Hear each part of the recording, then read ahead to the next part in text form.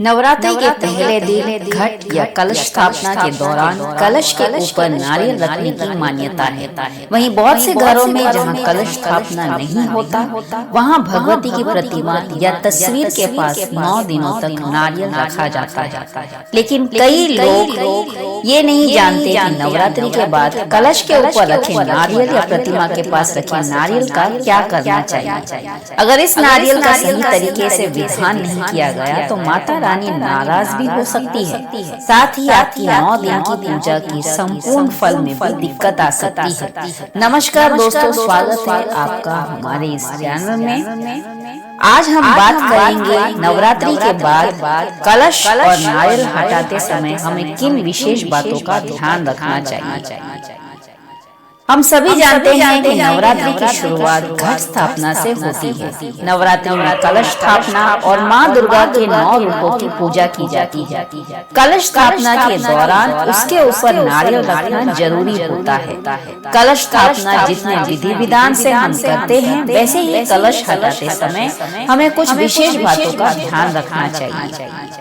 सबसे पहले जानते हैं कलश के ऊपर जो नारियल रखा जाता है उसका हमें क्या उपयोग करना चाहिए, उसको हम कैसे उपयोग में ला सकते हैं।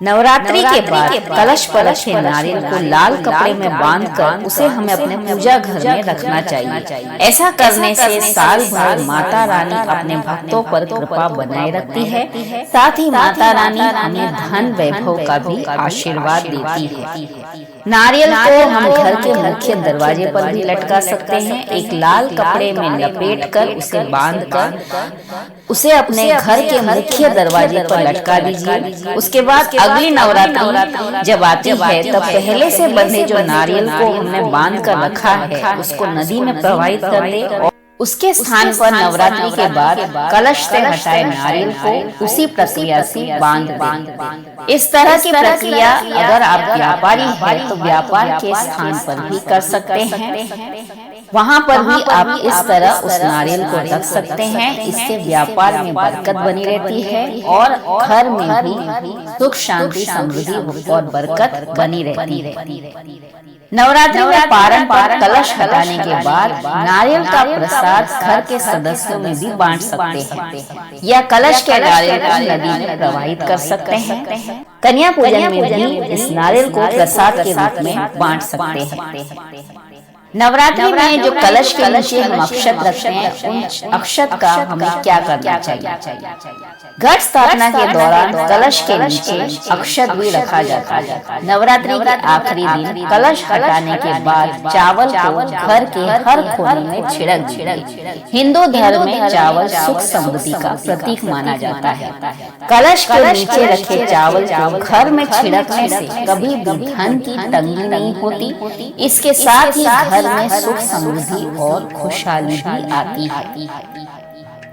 कलश के अंदर जो जल रखते हैं उसे हमें क्या करना चाहिए। कलश हटाने के बाद कलश में रखे हुए जल को घर में सभी जगह पर अच्छी तरह से छिड़क दीजिए। घर के कोने कोने में उस जल को छिड़क दीजिए। सदस्यों पर भी जल छिड़कना चाहिए।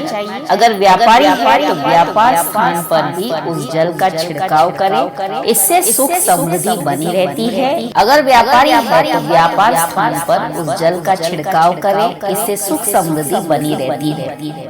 इसके अलावा हमें नवरात्रि समाप्त होने के बाद पूजा पाठ की जितनी भी सामग्री है उसको भी नदी में प्रवाहित कर देना चाहिए। ऐसा करने से किसी भी प्रकार का दोष नहीं लगता है और हमें पूजा का संपूर्ण फल प्राप्त होता है।